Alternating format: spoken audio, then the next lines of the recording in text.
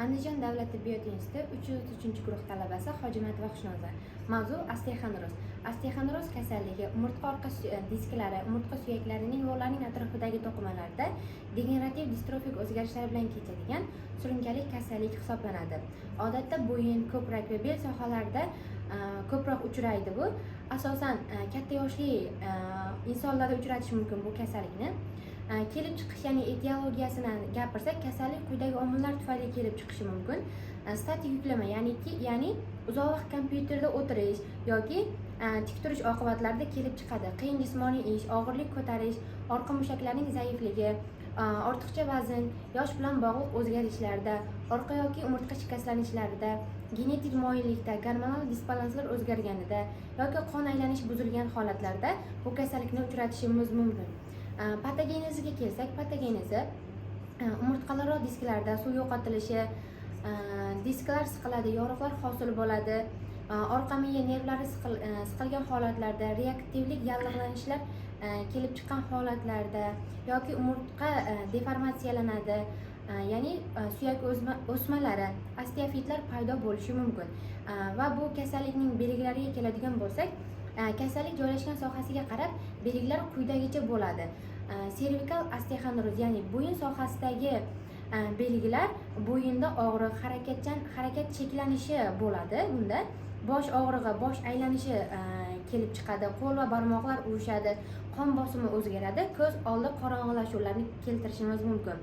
Va undan keyin ko'krak sohasiga keladigan bo'lsa, ya'ni torakal osteoxondrozda ko'krak sohasida og'riq, nafas olayotganda og'riq, umurtqa bo'ylab siqilish hislarini keltirib chiqarishi mumkin. Bel sohasidagi osteoxondrozda bel og'rig'i, oyoq nurlanuvchi, ya'ni oyoqdagi og'riqlar, oyoqdagi uyushish, mushaklar zaifligi, og'ir holatda siydik va najas tutib turolmaslik holatlarigacha ham kelishi mumkin. Diagnostikasi nevrologik ko'rik, rentgenografiya, ya'ni umurtqadagi o'zgarishlarni ko'rishimiz mumkin rentgenografiyada. MRT, ya'ni yumshoq to'qimalarni, disklardagi o'zgarishlarni ko'radi. Kompyuter tomografiya suyak to'qimalarini aniqlik bilan ko'rsatadi. Va keyingisi elektromografiya nervlar faoliyatini baholaydi. Undan keyin davolashga keladigan bo'lsak, davolash usullarini konservativ yo'l bilan boshlaymiz, ya'ni dori vositalari bilan boshlashimiz mumkin. Birinchi, ya'ni og'riq qoldiruvchi diklofenak, meloksikan dorilar bilan og'riq qoldiruvchi dorilarni berishimiz mumkin. Keyingisi esa mushak spazmini bartaraf etuvchi dorilar, nevrotrofik dorilar B1, B6, B12 vitamin dorilarini berishimiz mumkin. Ya'ni og'ir holatlarda esa shifokor bilan maslahatlashtirilgan holatda davolansa yaxshi bo'ladi bemorlarimiz. Keyingisi fizioterapiya usullari bilan davolasak ham bo'ladi. Fizioterapiyada elektroforez, ultratovush terapiyasi, parafin va lazerlar yordamida fizioterapiya usullarini o'tkazishimiz mumkin.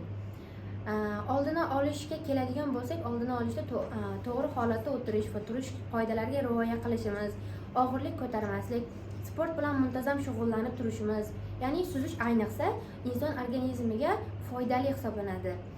Agar biz bolalarimizni yoshligidan suzish havzalariga berib, ularni shu sport bilan shug'ullantirsak, ularda shu kasalliklarni oldini olishimizga to'siq qo'ygan bo'lamiz. Vaznni me'yorida ushlab turish, ya'ni to'g'ri ovqatlanish, vaznni bir me'yorida ushlab turishimiz, ya'ni sport bilan doim muntazam shug'ullanish, ovqatlanish qoidalariga rioya qilishimiz lozim.